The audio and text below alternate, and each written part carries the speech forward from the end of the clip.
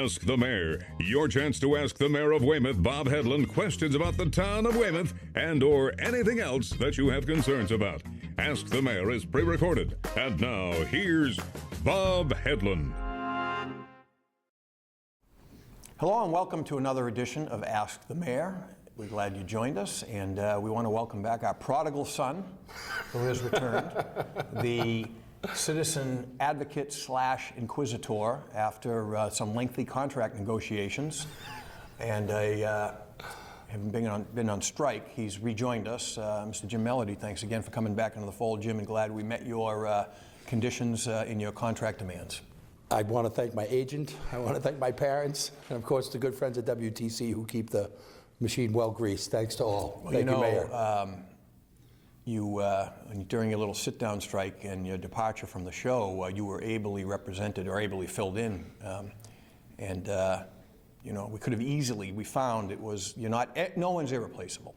As Wally Pipp found out with the New York Yankees when Lou Gehrig took over for him. So. But we're glad you're back. Well, I want to say, needless to say, Mary brings a certain elegance to the show that I will never be able to deliver. But that being said, we all have our special skill sets that we offer, and I'm happy to be back, and thank you again, Mayor, for that wonderful reception. And one thing was she was very efficient in getting through the questions, and I know we have a little of a backlog, so I'm ready when you are. We're going to go right into it. What do we got? Wonderful. I think it's appropriate, though, we acknowledge the upcoming holiday. When this airs, it'll probably be in the middle of March, and that's St. Patrick's Day. I was just going to make note of your tie. So I would try to dress appropriately, sartorially splendid in my green tie, and happy St. Patrick's Day to all the Weymouth Irish American folks who have that heritage, and happy St. Patrick's Day to all, of course, the one day when everyone's Irish. Do you know when my birthday is? I do not know when your birthday is. I'm going to guess it's March 22nd. No, it's actually July 12th. And okay. you are of Irish 100%, descent. yes, sir. Do you know the significance of July 12th in Irish history? In fact, I don't.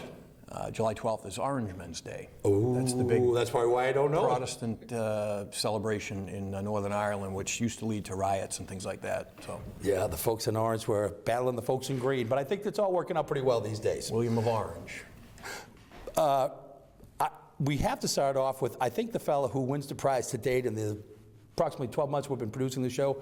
Jason Thayer has to be our most frequent. So you're starting off the show with a Jason Thayer. It was coincidental. We shuffled the deck. This one happened to come back on top, and Jason asked. I don't know if it's a good precedent to set in opening the show with questions that are kind of off topic or pop culture things. Usually he kind of comes in with some funky questions. He's asked about music and wrestling, but this one is a little bit more germane to the public good. So if I may, it's relatively brief. Dear Mayor, as I drive around our town, I see a lot of trash and debris along the sides of our streets.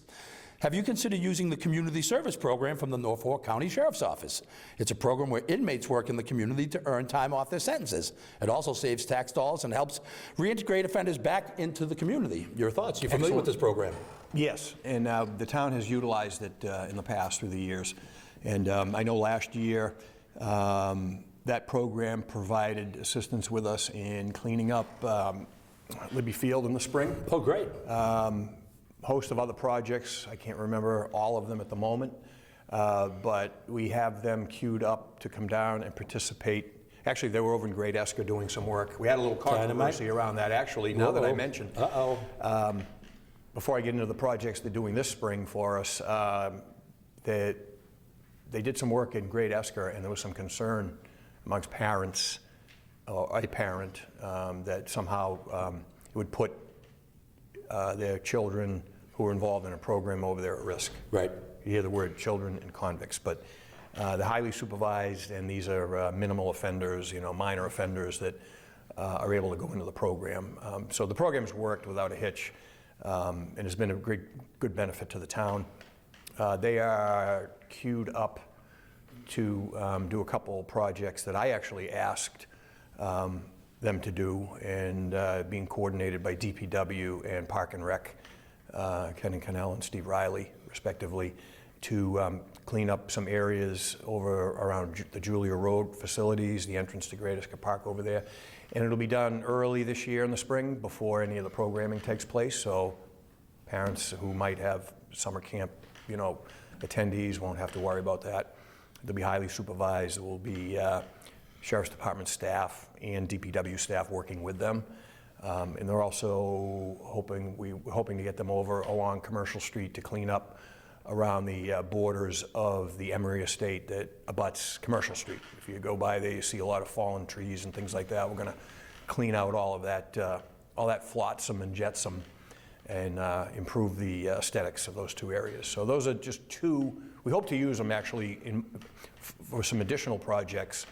They have a great program that involves some offenders with skills, trade skills, carpentry skills, et cetera. They just save the town of Holbrook a lot of money, the town of Braintree a lot of money, and we're looking at a project now where they might be able to help the town out on a project we otherwise would not be able to get to from a labor standpoint and a funding standpoint.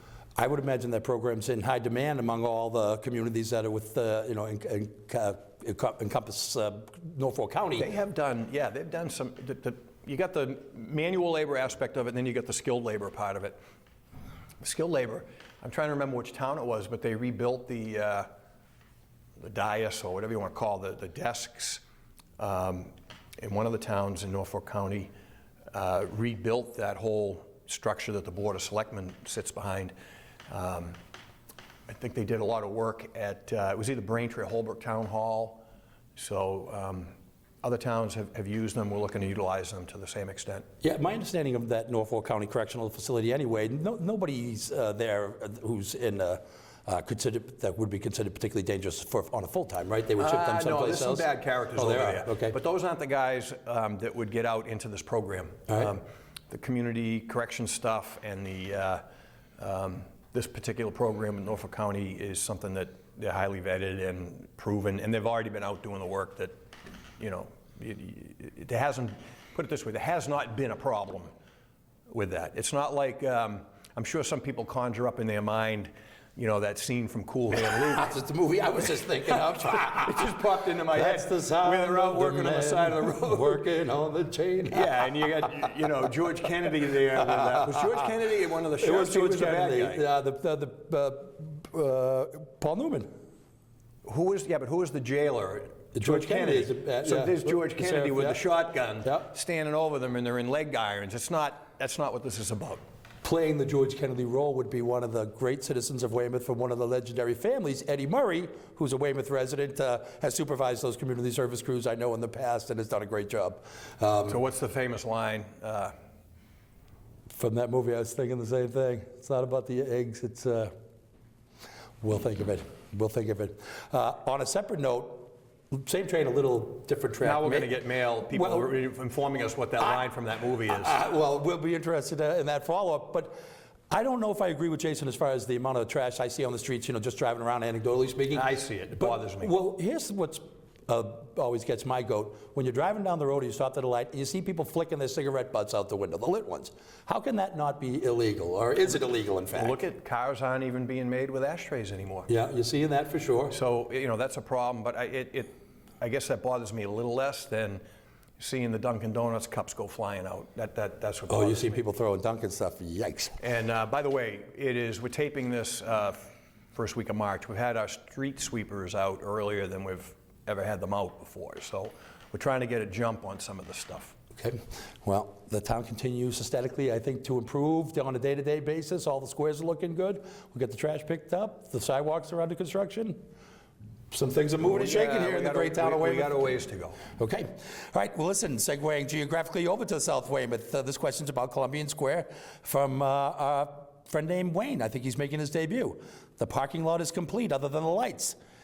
If everyone in the parking lot was in the stores, there wouldn't be any room to get in any of them. Is there any policing being done to stop hospital and overnight parking? So I guess he thinks that lot's getting filled up pretty quick. Two things. The lights are actually being installed as we speak today, as we tape. And they should be done, I hope, end of the week or next week. Be interesting to see how those work out. They're solar. They're not giving off high wattage like your normal parking lot or street light, but we'll see how they work out. And we're installing those in-house. DPW is doing that, so we thank them for the good work on that. The issue of parking back there, this has been an ongoing thing, hasn't changed. It was a problem even when the place looked like the moonscape. it's not, and anyone that works at the hospital that parks there, it's in violation of their employment terms. And periodically the hospital security people will go over there and kind of police it. Does it prevent someone who might be running late from work? They ditch in there, you know, run over, it happens.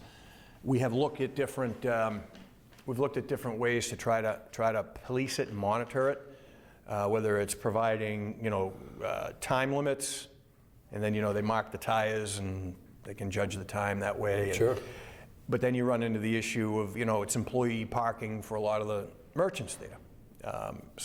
And we've never been able to reach consensus with the merchants on, not that we've been into this too deep with them, but the initial discussions we had last year, we couldn't reach a consensus on what the best way to handle this is, other than us calling and complaining to the hospital, and they send their security people to park over there when it becomes untenable for the merchants. But, you know, having like a sticker program or a placard program for the employees of the merchants there, and then ticketing anyone else that's in violation of any time limits, it gets kind of cumbersome. So I'm not sure if there's a change in the offing anytime soon, you know, and that any change would really have to come from the merchants. We kind of defer to them on how they want that policed, because that's their lifeblood, you know. So there's definitely a happy medium there, but again, when we have a problem, we get on the hospital, and they do react. They do send people over there. So I think the vast majority of employees are definitely respecting the designated lots, though. I off the Rockland Strip, I think, you know, there's got to be hundreds of cars down there. I can't believe the volume of employees. It's amazing. I think it would be more This is a problem exception. in other areas, too. He should know. I mean, obviously, he has an interest in Columbian Square. I think Wayne was his name. Yeah. But, you know, if you look at areas where we have proximity to train stations, you got people trying to beat the system and beat the parking thing and tying up spots that otherwise would go to merchants in places like the Landing. It's less of a problem in Jackson Square, but they'll do it. So it's interesting. In past shows, you've referenced an awning program to support kind of just, again, aesthetically the look of that square. It looks like that's moving forward pretty nicely, too. All those awnings down there look like they've, a lot of them that's anyway, looks like they've been We don't replaced. have an official awning program. It's interesting, Braintree has it, not to be critical of Braintree, but they got some money for mitigation through the last plaza expansion, when they did, you know, like Cheesecake Factory and all that work out front. And there hasn't really been any applicants for it because the process is so cumbersome. It's very bureaucratic. If you're a retailer looking to get some support there, okay. Yeah, it's almost like you look at the hurdles you got to go through to acquire the money. You don't want to waste your time. Right. But we've been trying to come up with something, but the efforts that have happened to date have really been just the planning department. And I appreciated Bob Luongo's proactivity on this, our new planning department director, and basically just talking to them and say, look, you know, this would make sense if you could do this, if you could coordinate colors, create some, you know, aesthetic continuity. His discussions with the private landowners resulted in that old shoe factory that's across the street from, say, Bob's Muffin Shop and Olympic, the karate to get side. re-sided and fixed up. It looks like $1 million. He's put new windows in, he's done a lot, and it was a little nudge, you know. We went to him and said, look, we're putting this money in the square, could you do something about your building? And he said, yeah, okay, it's time.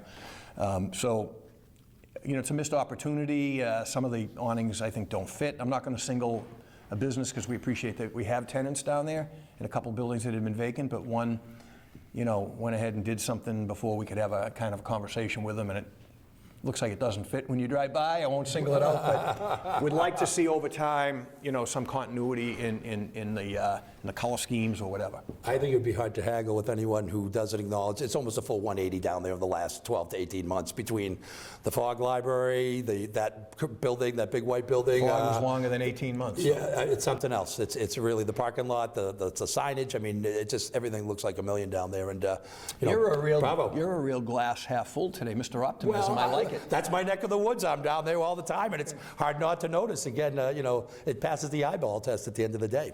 Well, listen, there's a lot of good things going on in this town, and I know one of the things that's most important to the mayor's office is the annual scholarship fund that we are eager to support here with Ask the Mayor as well. So can you tell everybody a little bit more about the scholarship fund and the whole process? Do we have a question on that? It comes up pretty regularly, when I'm out there on the street, and I think as a guy who's got a couple young kids, and I know you've got a young son, obviously college costs are always top of mind. So what's going on with that scholarship program? How do the citizens we've been get asked involved? for just, if we could publicize it a little bit on the show. So I think I know you did your homework on this one from what you told me prior to taping, but why don't you give a shout out on the... Well, as many folks know, the town of Weymouth has had a scholarship fund for a number of years, and it's used to support the Mary's seniors. going to scroll the website. Oh, wonderful, wonderful. Because we've been asked. Pardon me? No, because I think we've been... In fact, I think we should do an info zone on that. Info zone looks like it's getting a little repetitive lately. Maybe we can throw... Maybe we can throw something in on interview someone from the scholarship committee. Now, we just had... Well, what's important to know is the deadline is March 15th for applications. So hopefully by the time this gets on the air, folks will know that they've just got a relatively short window to submit their applications. Okay. And there are certain criteria you may or may not know in order to qualify for the scholarship. All right, so we'll take that under advisement, and Mary will immediately start the production crew up and get a little something on there, reminding people of the deadline. I can speak firsthand. Many moons ago, I won't quote the year, I was a recipient of a Rotary, a little stipend for the Weymouth Rotary, and it was a big kick. Let's give a shout out to Rotary. There's another info zone. Let's get some. We did at my suggestion, I believe, we profiled the different civic neighborhood groups, but why don't we get into Rotary Lions and give them a little promo? I went to a great event today at the Elks Lodge. Another one we could promo.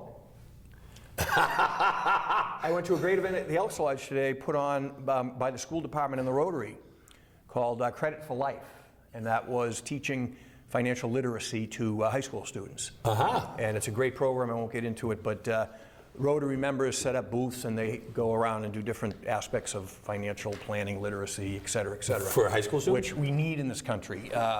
Woefully inadequate when it comes to younger generation in this country and how they handle money. We've had a reverse rate of savings in the United States of America. If you can believe it or not, we have the lowest rate of savings of industrialized countries. Imagine a reverse rate of savings. I can't even in the United States comprehend right now. That's I don't even know if I know what that means. What's that mean, reverse rate of savings? Means that we're taking on more debt than we're saving for. A reverse rate of savings per capita in the United States of America. Ouch. Yeah. So people aren't storing their little nuts away. Think about the long-term implication of that. We get pension funds that have huge obligations in this very country familiar with that that are one, all sure. insolvent, Oh, and we have my people not saving. It's a problem. So I appreciate what the Rotary Club's doing. Not a perfect segue. It's certainly unplanned, but how's Weymouth doing with their pension fund? Mary's going to reach out Rotary, Elks, Lions. Who else we got? I'm going to forget a few. Kiwanis. I don't know if they still got a chapter here. Eagles. Eagles, Knights of Columbus. Yeah, I mean, it'd be great, and someone might watch it and inspire and want to join. So, I didn't mean to speak over you, but any comments on the state of the state as far as Weymouth and their pension fund liabilities and their obligations? Well, I can't tell you the number off the top of my head, but I mean the pension obligation for all pension funds in the country are huge, struggling, and we're under a mandate to work towards a schedule to reduce that unfunded liability, which we're doing. We set aside some money. It's not a lot, but we contribute to that every year in our budget to help pay that unfunded liability down. Well, this obviously is something that's not going to be fixed. It wasn't created, it won't be fixed overnight. What was the state of the state, generally speaking, when you inherited the office? Were we commensurate with the state as far as their unfunded liabilities, or was it? I'll give you the number next, because I forget it at the moment, but it's massive. I mean, it's the biggest burden on community municipalities now. It's across the board. In terms of their unfunded liabilities and post-employment benefits. Well, we're obviously scattershot with our topics as we always are at Ask the Mayor, but please keep the questions coming in at askmayorbob@gmail.com. We appreciate the variety that is offered in our exchanges. On that note, if you don't mind, a couple of random thoughts that have come across from a variety of different people. Speaking of the great community organizations, another thought was the Community Cleanup Day. Will the town be hosting that annual Community Cleanup Day, which I know has historically been something that the town Yeah, comes that's an together annual on? tradition that has been going on for a long time. It's in the spring. I forget the date. Will you scroll that too? And I know actually we did a little thank you promo for the Info Zone last year on it, and I think we did a promo leading up to it also. So a host of civic organizations participate in this. We have pizza party and hot dogs at O'Sullivan Park after for the volunteers. Excellent. So it's a nice community event. Get out and do some spring cleaning. Maybe Mr. Thayer, who asked about the litter, could participate. We'll reach out directly to him. And it's a nice time. So when will the promo for that, informing people of that, upcoming? It's historically in April. Let's start that one earlier so we get a little more enthusiasm. Well, you know, talking This is about... great, all this homework assignment for This is WETC. okay, it's fun. We're here to offer information and good news, which the town has many needs, we know, but among them was the water situation, it looks like, over the past Why don't few we get weeks. to these bullets? I'm looking at these bullets you have here. Well, I'm just thinking of Whitman's Pond and Reservoir. Looks like they're filling We'll right get to up, that. too. Let's get to that. Excellent. Well, another question that folks have top of mind is, will there be a better maintenance plan for Legion Field this year, in your opinion? There will be. Okay. We get asked this, there's one resident that's very persistent on this, reaches out to me through social media on this.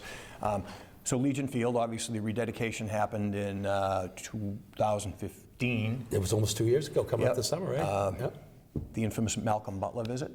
On the the golf cart. So it's certainly the largest recreational facility in the town's portfolio. Not everything went right in terms of the maintenance function. You know, it's been a learning curve. What are the complaints about? The field space or the adjacent landscaping? Or a little bit of both? You know, we had some plantings that got mowed down. Just different things. There's different kinds of species of plantings there that require different kinds of attention, et cetera. So I think that in the discussions I've had, the Recreation Department and the DPW will admit that, you know, we've learned some lessons from the first year, really, of that being in operation. And we're addressing those. And I think you'll see that reflected in how things look down there this year. Boy, I think And it's a concern to me because, as you know, Jim, we're going on a massive capital program to improve other parks around the town. And I told staff up front, I mean, I'm not going to make this capital investment if we don't demonstrate that we can maintain what we have. So that's going to be the challenge moving forward. And we've got some people that are now accountable and changing process.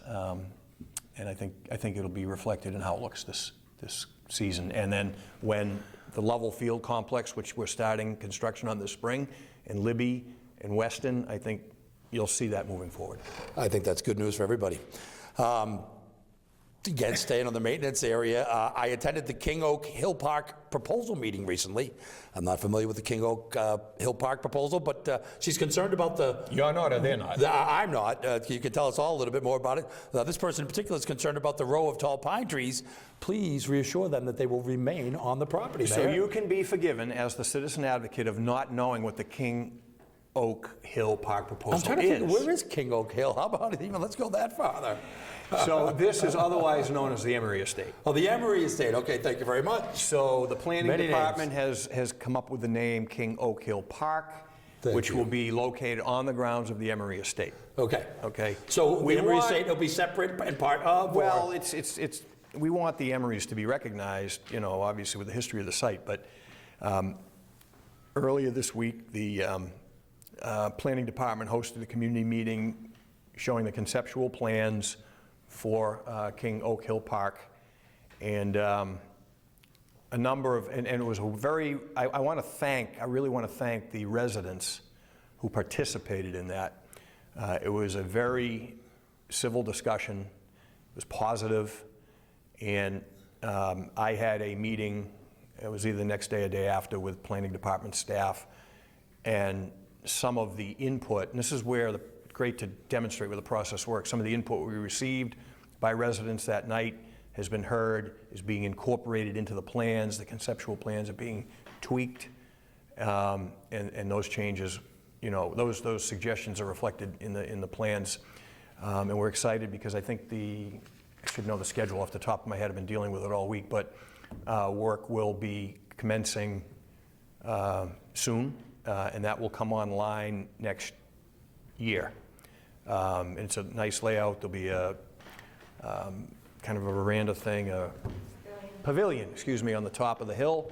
You're going to have bathroom facilities, lighting, parking. We changed the parking based on residents' concerns. A walking trail along the perimeter. And of course, the house is separate. We're still working with our reuse committee that just started convening to see if we can come up with a plan for that. But this is separate from the house, the way this is designed. The house either remaining or going away still fits with this plan. And she had a Specifically, the row of tall pine trees, you're familiar with what she's referring to? So, yeah, at the meeting, there's two schools of thought. They're actually spruce trees, I believe, is the species. They don't give off much shade, you know, they're kind of narrow.